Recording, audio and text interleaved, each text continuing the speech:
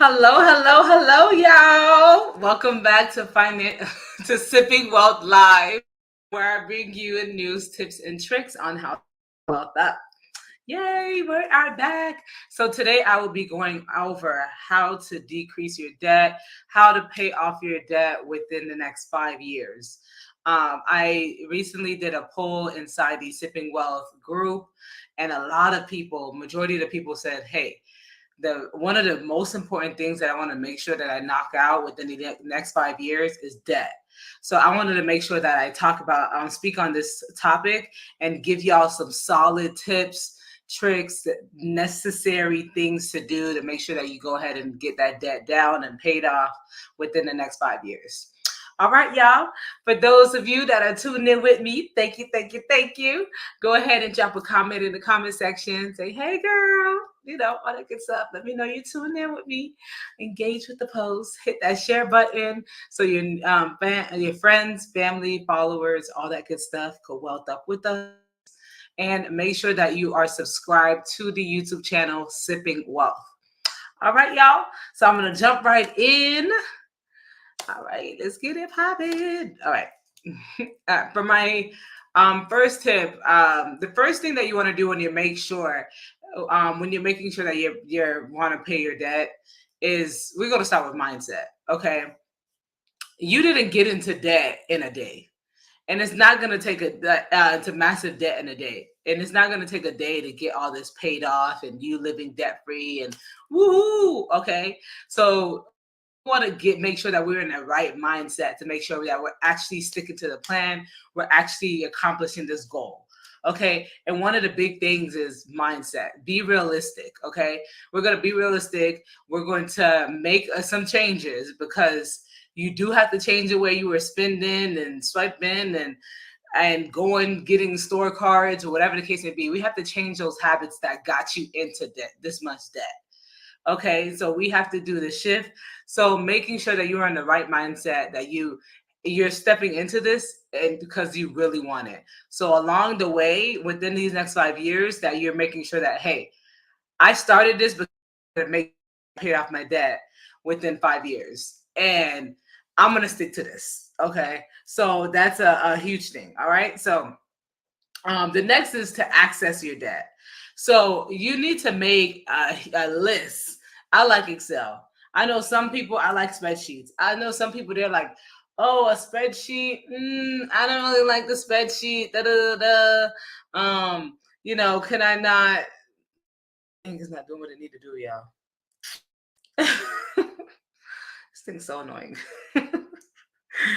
So I know some people are like, oh my God, I do not like spreadsheets.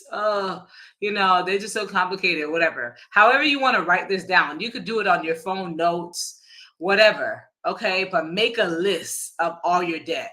You're going to make a list of all the debts, the total amount, the interest rate, and the minimum monthly payment amount.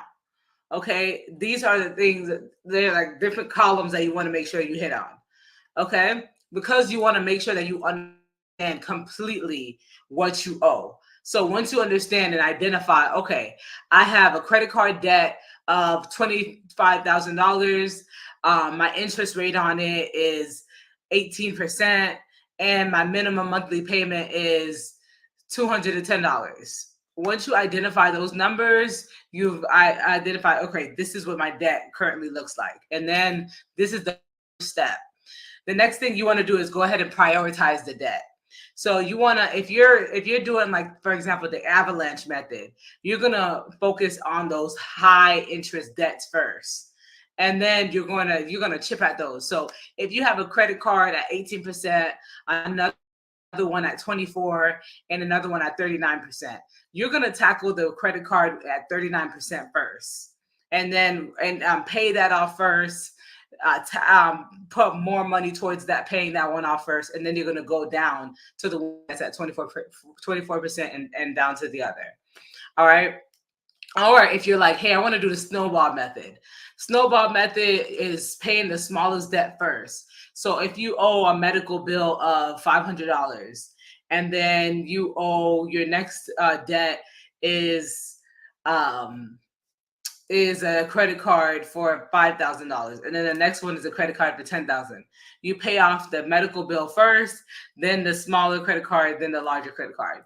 This is the snowball method. Some people like the snowball method because you're able to achieve like, oh, that relief is saying, I just paid off that medical expense. I don't have to look for it again. So it does give you that gratification along the way versus the avalanche, because you're tackling that high interest debt first. It may take longer for you to actually get that relief that debt is gone. Okay. Personally, I like the avalanche method because of the interest. So the interest is what you're paying paying the bank for having that particular loan. So that's like a hole in your wallet. So the more you're paying out to the bank, that's less money going towards your debt, less money actually going into your pocket. So I like the avalanche method because it attack that high interest, those high amounts that's getting paid towards the bank first, so that you can stop paying the bank so much money and then start actually paying more towards your principals first. The next, I'm just gonna take a sip of water, y'all. All right. Next step is, of course, is creating a budget. Now, with creating a budget, you want to be realistic. Make sure that you're being realistic. I launched the wealth planner, my wealth planner. This year would make it 2 years ago. At the end of this year, it'll make it 2 years. But I launched that planner, and within it, and it's amazing because within it, you actually have a budget in there every month. You're creating your budget. Then throughout the weeks and days, you're tackling different things, different plans, different goals to go ahead and make sure that you're sticking to that budget at the beginning of the month, and other goals that you may have as well. But for example, that already has a budget in it, a budget template in it. But if you're like, hey, I don't have the wealth planner right now, or if you're like, I just need a spreadsheet. I actually do. Strategic Tax Accountants, we do have a budget template that we do offer for free to anyone. So if you want a budget spreadsheet, then make sure you reach out to us. You can send a direct message, send a message to us, text. I'm going to go ahead and put the number on the screen. Okay, go ahead and text Wealth Up to the number on the screen, and then we'll make sure that we'll make sure that we get your email address so that we can send out the template to you, the budget template. So like I said, make sure that you go ahead and text that number so you can get that template. But ideally, you have to make sure that you have a budget.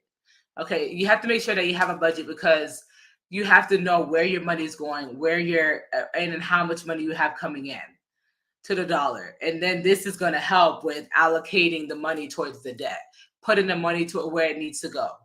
Okay, and then making sure that you're not living beyond your means. Like, you're not out here trying to keep up with the Joneses. Oh, because you had an extra money in your account, you thought you had extra money for real. So you went splurging that weekend, but you forgot that you're trying to pay this debt off within 5 years.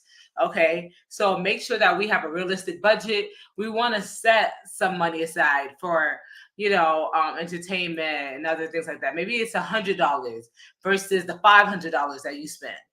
So we want to make sure that you live within your means, and we set a realistic budget as well, and we account for different things, personal hygiene items, things like that. Okay. The next is to make sure that you build an emergency fund. So emergency fund, even if it's as small as saying, I'm going to start with $500. From $500 is to say, I'm going to go to $1,000, because we want to make sure if there's a $1,000 incidental, something happens, you're not going back into debt by pulling your credit card out, pulling a loan to go ahead and take care of that emergency. You already have the emergency fund built up where you can just take out of that, and then you can go ahead and pay back the emergency fund over time. But $1,000, and then ideally you want to build up your emergency fund to be 3 to 6 months of your income, of your expenses, monthly expenses. Okay, so that's how you really want to go about building your emergency fund. But it's important that you do so, so that you can actually be able to take care of those emergency expenses and not go back into debt. The other thing is to cut unnecessary expenses. Okay, that DoorDash you doing every 2 days, let it go. Let it go. Okay, them DoorDash fees, you better cook at the house. Okay, we don't have McDonald's money. Oh no, but seriously, stop ordering out so much. Stop DoorDashing. Stop Uber Eats. Stop it. Let it go. If you have the DoorDash Uber Eats it, you don't need it. Mm-mm. Get your butt up, go because you have goals to reach. Okay, you got goals. So stop paying all these extra fees and things like that for dining out, subscriptions to entertainment. You got Netflix, you got Hulu, you got ESPN, you got YouTube TV, you got, I know damn well you don't watch that much damn TV. And if you do, you need to go get a gig, freelance, something that's going to bring you extra money instead of watching all that TV. Okay, you should not have all those subscriptions. Maybe one.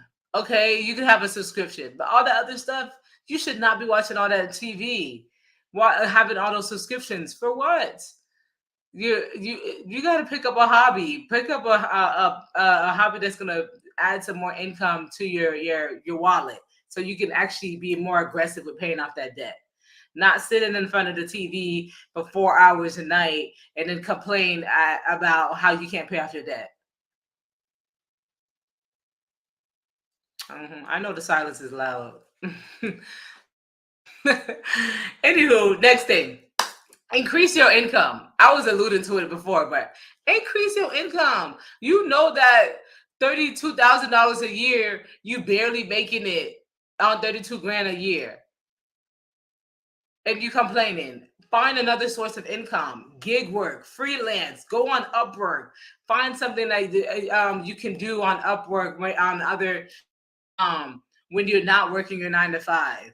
Find another source of income, part-time, anything that you can do, any extra income that you can use or generate, so that you can go ahead and say, hey, I'm going to go ahead and get this gig with on Upwork, and it's going to pay me an extra $200 a week.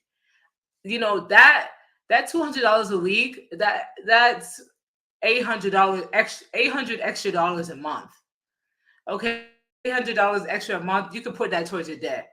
Imagine how much of a difference you would be able to make by just being able to put an extra $800 a month towards your debt, because you went and was like, hey, I'm gonna pick up a gig on Upwork that's gonna pay me $200 a week.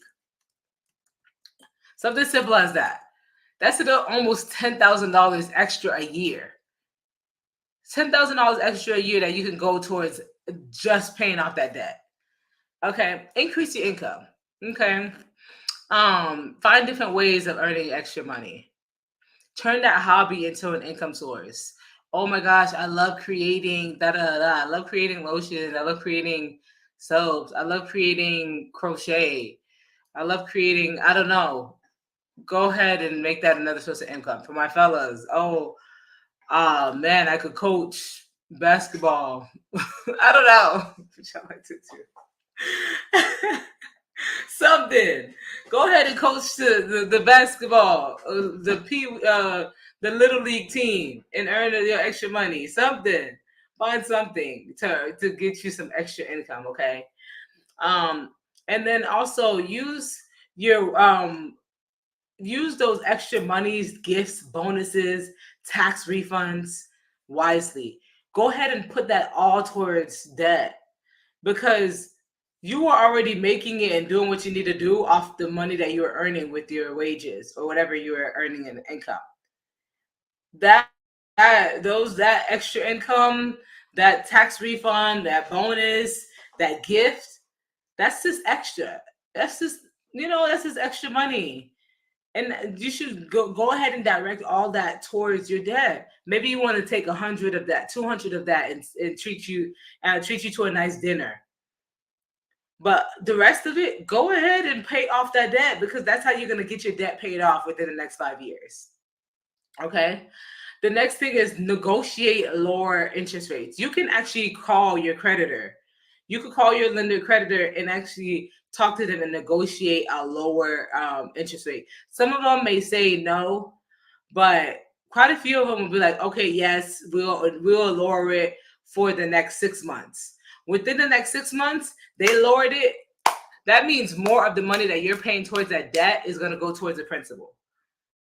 So negotiate, call them up, call your creditors. Hey, I need to know what I can do to, I need to know how to go about decreasing my interest rate. Hey, is there a way I can decrease my interest rate?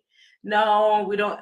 Well, can I speak to whoever I need to speak to about this so I can see if this is a possibility for myself? But, negotiate. And then consider, I don't necessarily like debt consolidation loans, but if it's something where you're like, oh my gosh, like I really don't have it right now, like I want to pay my debt, I really don't have it. It can be an outlet, it can be something that you can use to go ahead and pay off your debts. So how a debt consolidation loan works is, say you owe $50,000 across credit cards and medical expenses, everything like that. The loan will pay those creditors off, and you're just going to pay the consolidated debt loan. My issue with the consolidated debt loan is people tend to not have broken the habit that got them into debt in the first place. So now they have the debt consolidation loan and they go out and get additional loans. And they still use the credit card or anything like that. So it ends up defeating the purpose of having a consolidated or having the loan in the first place to decrease your debt. So that's why I don't like it. But if you're gonna be solid and you're like, hey, I want to make sure, I want to make sure that I pay off my debt and I just need some assistance with this loan, to go, that is an option. You just want to make sure that it's at a real, reasonable interest rate, and shop around, because they can knock your head off too with these consolidated debt loans. Okay. Automate your payments. Go ahead and have your payments already set up to come out of the account. Okay, this is very simple. Something simple that you could really do, that you can go ahead and take advantage of. Automate, making sure that it's above the minimum payment. Or you can make sure that, hey, it's the minimum payment, and anything addition to that automatic payment is you're paying, money towards that debt. Okay, but automate your payments. Very simple. Go ahead and set it on auto. Set it on automatic as soon as payday hit. Hey, I want to set my automatic payments for every 2 weeks. Set your automatic payment for that. Most credit cards allow you to do that. And then make sure that you are applying your extra payments properly. So, some loans, when you pay them off, sometimes they will go towards the interest and the principal. So you want to make sure you're differentiating. Hey, I want this to go towards the principal only, so that you could bring down the principal balance a lot quicker and then pay less in interest. And then ultimately, stop taking on new debt. You're trying to get out of debt. Don't take out more credit cards. Don't take out an additional debt if you're trying to get out of debt. Very simple. Yeah, let that go. Let that go. Huge budgeting tip is like the 50-30-20 rule. It's like 50% should be your needs, 30% your wants, and then 20% is to savings or debt payment. So that's of your income. So allocating, it's an equation of allocation, like making sure that, okay, if I make $10,000 a month, $5,000 is going to go to like everything I need, groceries, my mortgage, all that good stuff. 30% is going to be my wants, maybe little things here and there, more expensive like personal items, hygiene products, things like that. wants. Maybe the bag of maybe those snacks that you get at the grocery store that you don't really need but you want. um, and then 20% is going to go towards that debt. So making sure, hey, 20%. If I make $10,000 a month, I know that $2,000 is going towards debt at minimum. Okay. Um, all right. Selling unnecessary items and then making sure you use your credit wisely. Um, with using your credit wisely, don't take out any more debt. Okay. Don't take out any more debt. Make sure that you have an eye on everything that you have. You're constantly updating. Okay, how much debt did I pay off? How much do I have remaining? Do I have additional income coming in this month? Can I push more money towards it? Things like that. Sell unnecessary items. Yes, if you don't use it, go ahead and sell it. Put it on um, OfferUp or Craigslist or Marketplace or wherever you can sell it. Go to Pandora. I believe that's not Pandora. Plato's Closet. Go to Plato's Closet somewhere. Sell your stuff. Okay, and then make sure that you are financially educating yourself. Coming out and these lives. You know, making sure that you're in the Sipping Wealth group, making sure that you follow the Sipping Wealth page. We post at least like 3 to 4 tips and strategies and things every week.